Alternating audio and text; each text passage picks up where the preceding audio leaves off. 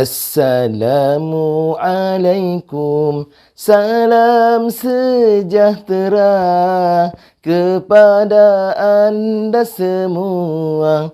Moga bahagia di hari yang indah, lagi mulia di majlis ini.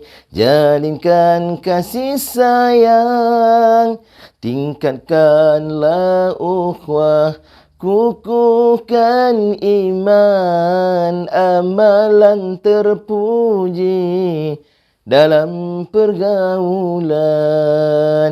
Assalamualaikum warahmatullahi ta'ala wabarakatuh.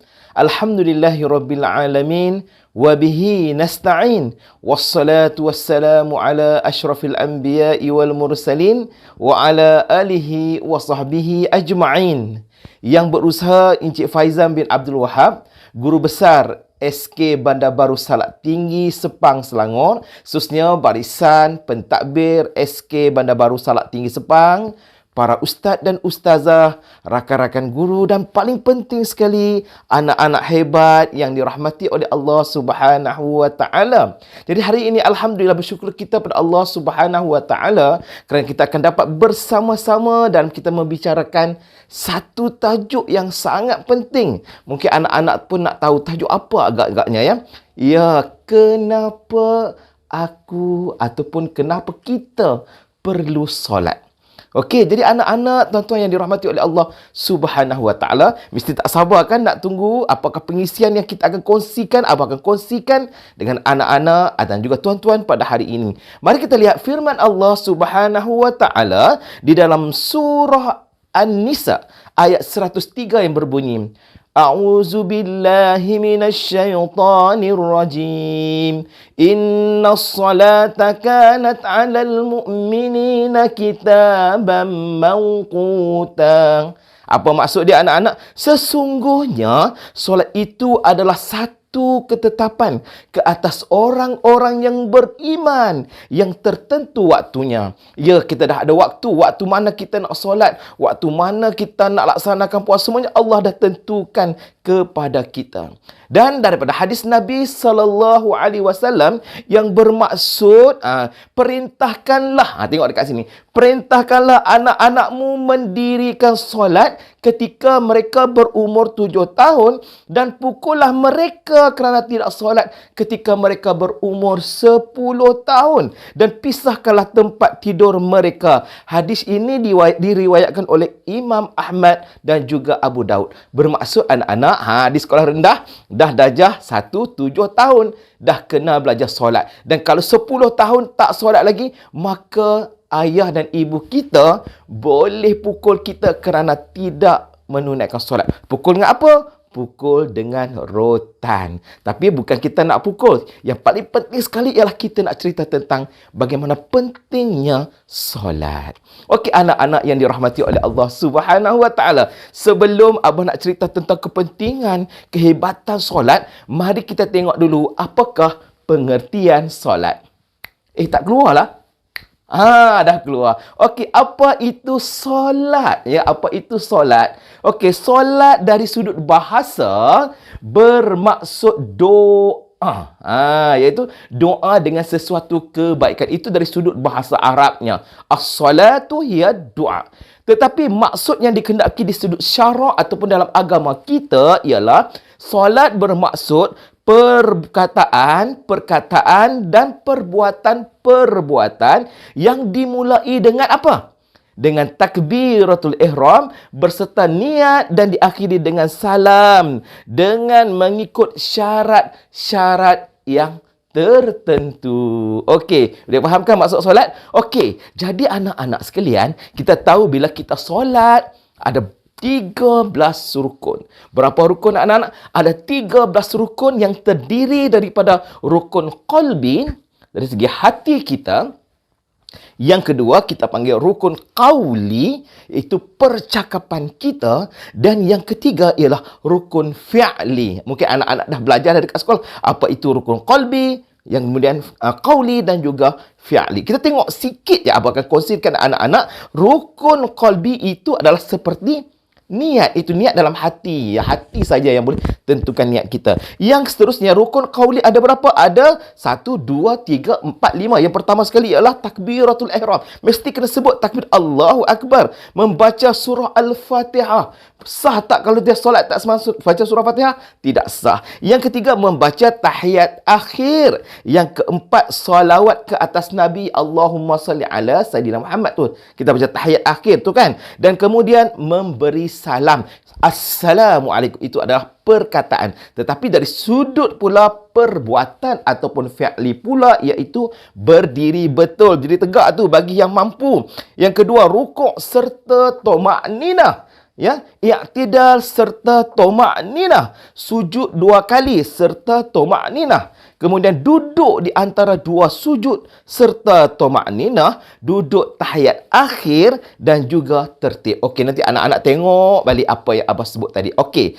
Bagaimana kita tengok bila peristiwa ataupun bagaimana kita, bila masa kita menerima kefarduan solat? Ia difardukan ketika anak-anak dah tengok ya, peristiwa Isra dan Mi'raj. Abah tunjuk dekat sini sikit bagaimana perjalanan Nabi SAW daripada peristiwa Isra dan Mi'raj itu. Daripada Mekah pergi ke Palestin, dan daripada Palestin Nabi di-Mi'rajkan naik ke langit dan menerima perintah solat sebanyak 50 waktu. Masya Allah, 50 waktu. Tetapi Nabi kesian dekat kita. Nabi naik ke langit lagi. Nabi minta diskaun dan Alhamdulillah Allah kurangkan dan menjadi 5 kali. Tetapi pahalanya tetap seperti 50 kali. Hebat kan anak-anak? Itulah sejarah bagaimana kita menunaikan ibadat solat. Okey, persoalannya sekarang.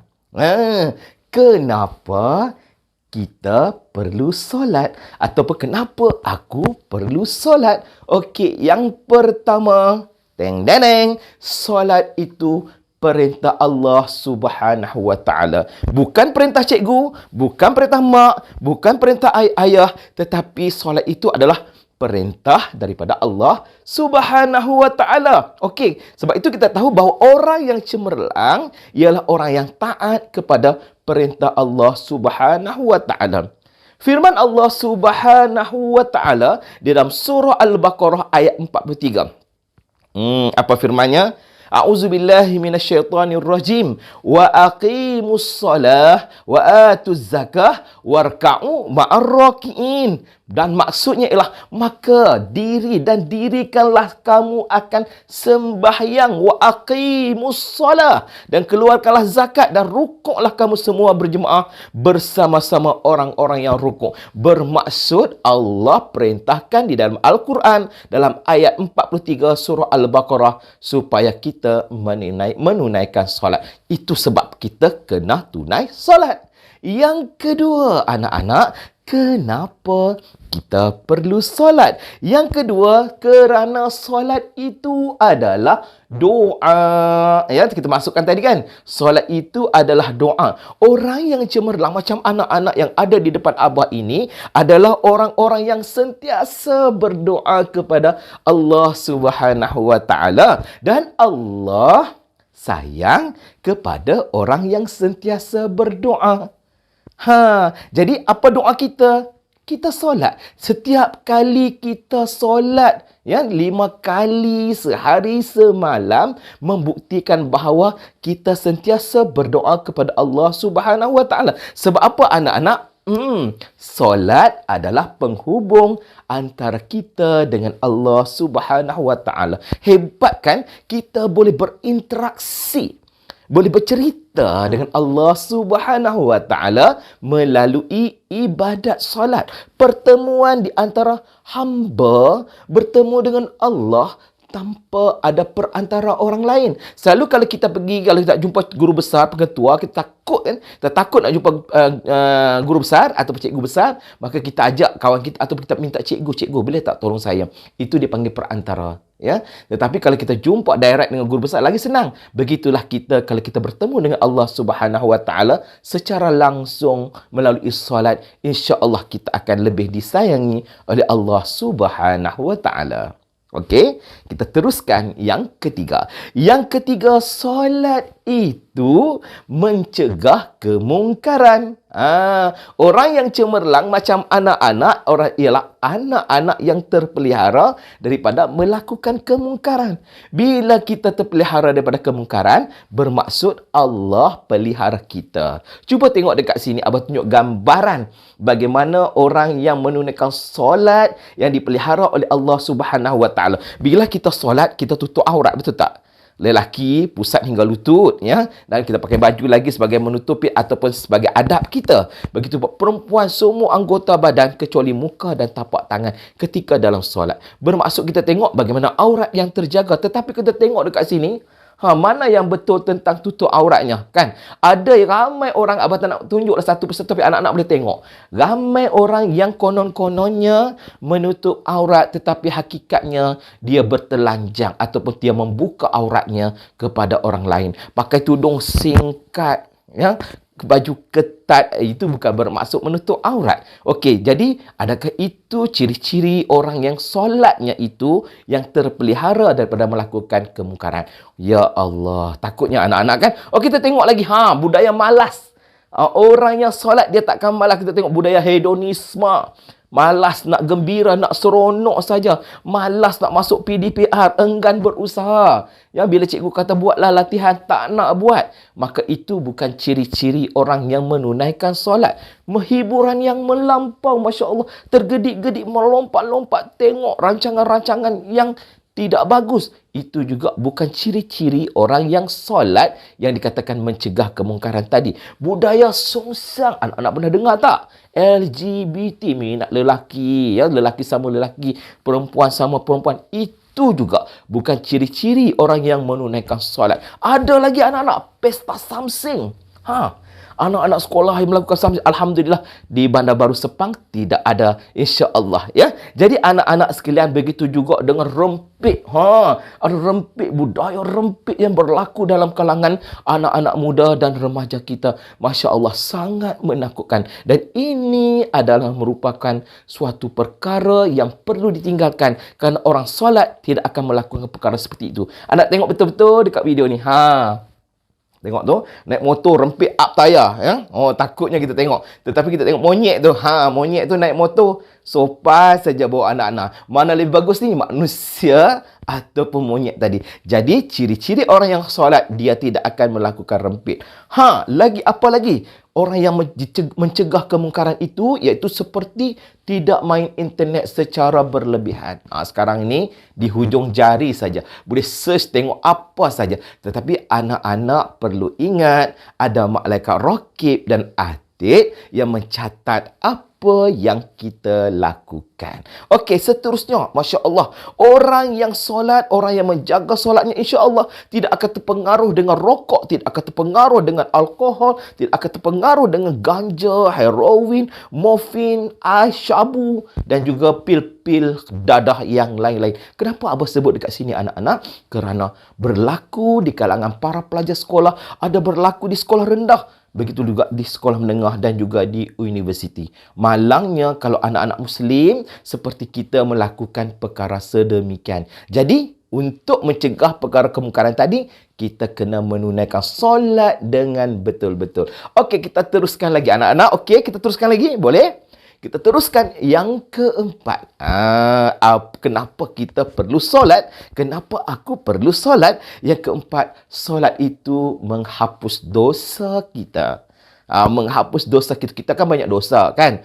Tuhanku, aku tidak layak untuk syurgamu, tetapi aku tidak pula sanggup menanggung siksa nerakamu. Kan kita tak sanggup. Jadi untuk itu kita kena solat, kerana dengan solat dia akan menghapuskan dosa kita. Kerana orang yang cemerlang ialah orang yang banyak pahalanya dan sikit dosanya. Bukan tak ada, selalunya kita memang adalah dosa, sama ada dosa kecil, ya, kadang-kadang kita terlihat perkara-perkara yang tidak patut, maka kita beristighfar, kita memohon, dan dengan melakukan ibadat solat, maka maka dia akan menghapuskan dosa. Okey, itu yang keempat. Yang kelima ada lagi anak-anak.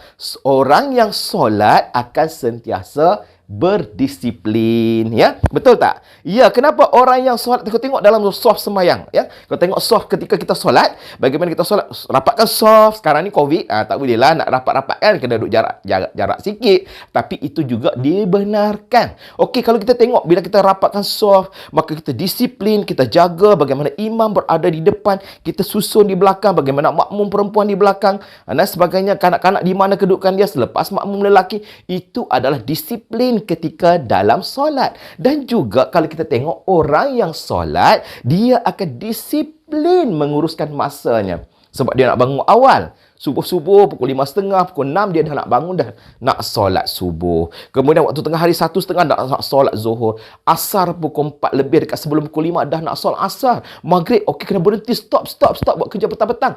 Pasal malam nak solat maghrib. Begitu juga solat isyak. Terjaga waktunya. Itulah orang yang hebat kerana menunaikan solat dan dia akan berdisiplin. Kita tengok contoh. Contoh kejayaan adik ataupun kakak kita, Nik Normadiha. Seorang pelajar yang hebat, seorang anak miskin, bukan orang kaya, tetapi dia berjaya mengubah status kehidupannya, memberikan kebahagiaan kepada ibu dan ayahnya, dan dia mendapat 20A dalam SPM. Hebat kan? Sudah pasti bila baca buku dia, Nik Normadiha ini adalah seorang yang sangat-sangat suka solat. Seorang yang sangat menjaga kepada solat. Kita tengok lagi contoh anak-anak dekat sini. Ya, tengok. Tak tinggal solat duha. Solat sunat. Allahumma inna duha aduha'uka wal baha-baha'uka. Ingat lagu tu kan? Okey, dengan sesungguhnya waktu duha itu duhamu kecantikanmu, keindahannya keindahanmu. Tengok, orang yang bukan setakat jaga waktu solat fardu, dia jaga solat duha dan Allah hadiahkan dia 9A dalam SPM. Okey, anak-anak, kita teruskan yang keenam. Yang keenam, apa? Solat itu menyihatkan badan kita. Okey, bila kita solat orang yang cemerlang, kita tengok ya, orang yang cemerlang ialah orang sentiasa sihat tubuh badannya. Okey, al-aqlu salim fil jism salim. Orang yang akalnya sihat itu pasti badannya sihat. Kalau badannya lemau, tak larat, tak sihat ya, pasti dia juga otaknya pun stres, otaknya tak larat. Sebab itu bila kita nak masuk PDPR, kita kena makan dulu, sarapan dulu, minum dulu, barulah kita kuat sebab kita sihat untuk kita masuk, dan minda kita kena positif untuk kita terima apa yang diajar oleh guru, kena seronok untuk menghadapi PDPR ya. Orang yang cemerlang sentiasa sihat dan cergas. Okey, kita tengok bagaimana fakta sains. Fakta sains ada menyatakan bahawa solat menyamai senaman yang boleh meningkatkan pengaliran oksigen ke otak, seterusnya meningkatkan kecerdasan otak. Percaya tak anak-anak, hari-hari kita solat, kita sujud, kita tengok dekat sini, hari-hari kita buat 12 pergerakan otot kita. Daripada kita berdiri, kita tunduk, kita ada 12, anak-anak tengok dekat sini ada 12 pergerakan otot kita, dan 12 pergerakan itulah merupakan senaman yang kita lakukan setiap kali kita solat. Dan kalau 5 kali, berapa banyak pergerakan otot yang kita lakukan dalam hidup kita. Dan ini merupakan suatu senaman yang telah diberikan dan ditentukan oleh Allah Subhanahu wa ta'ala. Okey, seterusnya anak-anak, yang ketujuh. Yang ketujuh ini adalah yang terakhir ya. Yang terakhir, solat ialah tiang agama ya. Kalau kita tengok dekat rumah kita, anak-anak ada tiang tak? Okey, kalau kita buang tiang rumah kita tu, apa jadi?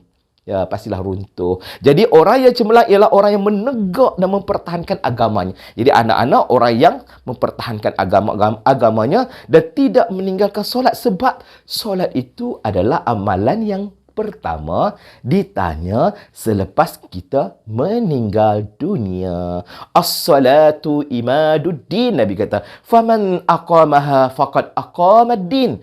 Wa man tarakaha faqad hadamaddin. Solat itu tiang agama. Siapa yang menunaikannya, maka dia telah menegakkan agamanya. Dan sesiapa yang meninggalkannya, maka dia telah meruntuhkan agamanya. Masya Allah wal'iyazubillah. Kita takkan tinggalkan agama kita. Okey anak-anak, last sekali Abang nak tunjuk satu video ke anak-anak.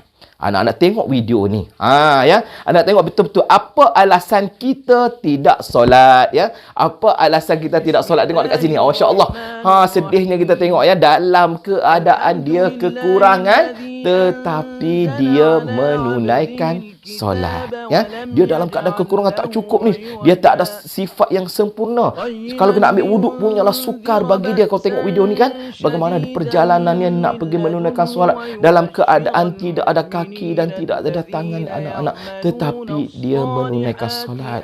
Kita cukup sempurna. Ada tangan, angkat tangan anak-anak, ya. Ada tangan, ada kaki, ada mata, ada ilmu. Sempurna Allah berikan kepada kita. Maka lagilah kita kena menyati Allah dengan menunaikan solat. Sebab itu Abang sebut tadi, kenapa kita perlu solat. Kita tengok video yang lain. Tengok ni anak-anak. Tu. Masya Allah, yang ini hanya ada tangan tapi tidak ada kaki. Tapi dia menunaikan solat.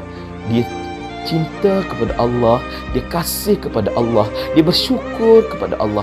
Sedangkan kita ini cukup sempurna, ya Allah berikan kepada kita. Takkanlah anak-anak di luar sana, anak-anak sekalian, anak-anak yang Abah sayang ini, takkan Allah tunggu Allah ambil tangan kita dulu, Allah ambil kaki kita dulu, baru kita nak bersyukur kepada Allah Subhanahu wa taala. Dan kita tahu bahawa Allah sentiasa sayang dekat kita. Takkanlah kerana kita, ya, kerana kita sempurna maka kita lupa kepada Allah Subhanahu wa taala. Sebab dalam hidup kita manusia ni memang macam tu. Kalau dia sihat, dia tak ingat Allah. Tapi kalau dia sakit, dia kata Allah, ya Allah, Allah, kenapa aku sakit ni, ya Allah. Itulah kifarat yang Allah beri kepada kita. Sekarang ini COVID-19 ni anak-anak, ya. Kadang-kadang kita rasa macam, ya Allah, kenapalah berlaku COVID-19 ini. Tak boleh nak keluar rumah, tak boleh nak jumpa nenek, tak boleh balik kampung dan sebagainya. Semua ini adalah merupakan ujian daripada Allah Subhanahu wa taala. Mungkin kita kena fikir balik dalam hidup kita. Amat dah kita ini, ramai umat Islam di seluruh dunia dan juga di Malaysia kita, ramai yang tidak ingat Allah, ramai yang tidak solat, ya. Kadang-kadang bila Abah tanya anak-anak murid, ya, solat tak subuh hari ni? Tak solat pun Abah. Dengan rasa bangga, tak rasa bersalah pun tidak menunaikan solat. Masya Allah, tabarakallah. Sebab itu dah banyak nikmat yang Allah tarik kepada kita. Allah beri peringatan kepada kita supaya kita semua anak-anak kena menunaikan solat setiap masa. Jadi anak-anak jangan lupakan solat, ya.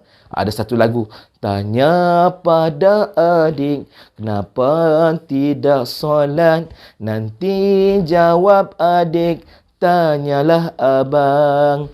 Tanya pada abang kenapa tidak solat, nanti jawab abang tanyalah ayah. Semua main tolak.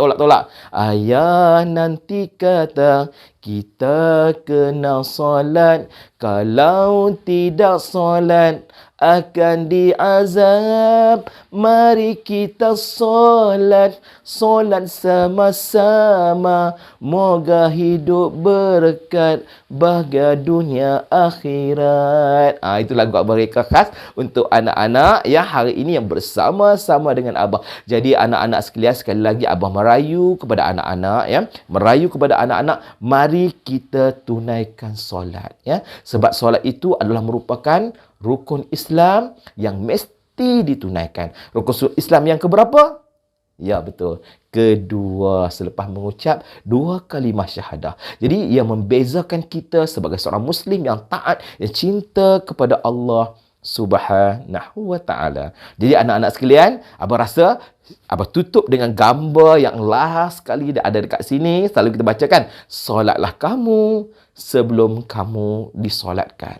Kita kena solat sentiasa. Kita tak tahu bila kita nak mati. Tambah-tambah COVID-19 ini, bila-bila masa Allah boleh ambil nyawa kita. Kalau tak sebab COVID-19 pun Allah boleh ambil nyawa kita pada bila-bila masa. Jadi kita kena bersedia, kita kena sentiasa bertaubat kepada Allah Subhanahu wa ta'ala. Jadi akhir sekali, mari kita beristighfar bersama-sama dengan Abah. Moga-moga Allah mengampuni dosa kita. Dan selepas ini, pastikan dalam hidup kita solat itu menjadi keutamaan yang mesti dilaksanakan dan tidak ditinggalkan. Dan Abah yakin anak-anak semua mampu untuk mengubah, kalau belum solat, mampu mengubah ke arah yang lebih baik. Mari kita istighfar bersama-sama. Astaghfirullahalazim.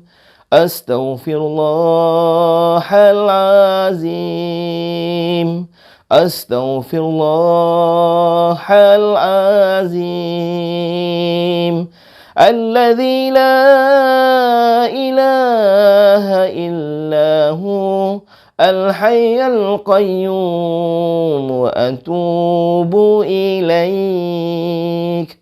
Taubatan abdiz zalimin la yamliku li nafsi darran wala naf'an wala mautan wala hayatan wala nusyuran. Tubna ila Allah wa raja'na ila Allah wa nadimna ala ma fa'alna. Kami bertaubat kepadamu ya Allah. Kami kembali kepadamu ya Allah. Kami menyesal di atas apa yang kami lakukan ya Allah. Tubna ila Allah wa raja'na ila Allah wa nadimna ala ma fa'alna. InsyaAllah anak-anak, Abah rasakan setakat ini sahaja perkongsian Abah kepada anak-anak dan juga semua warga sekolah. Moga-moga sedikit perkongsian ini akan menjentik hati anak-anak untuk terus kembali kepada Allah, untuk terus menunaikan solat, untuk tidak lupa untuk bersyukur kepada Allah Subhanahu wa ta'ala. Jadi anak-anak, kita jumpa lagi dari lain masa insyaAllah. Jadi kita ada rezeki, insyaAllah kita jumpa lagi. Mungkin kalau kita dapat berjumpa secara bersemuka. Yang baik itu daripada Allah Subhanahu wa ta'ala, yang kurang itu daripada Abah sendiri. Jadi anak-anak, jumpa lagi. Jangan kita tinggalkan solat. Jom kita tunaikan solat. Bye-bye. Assalamualaikum warahmatullahi ta'ala wabarakatuh.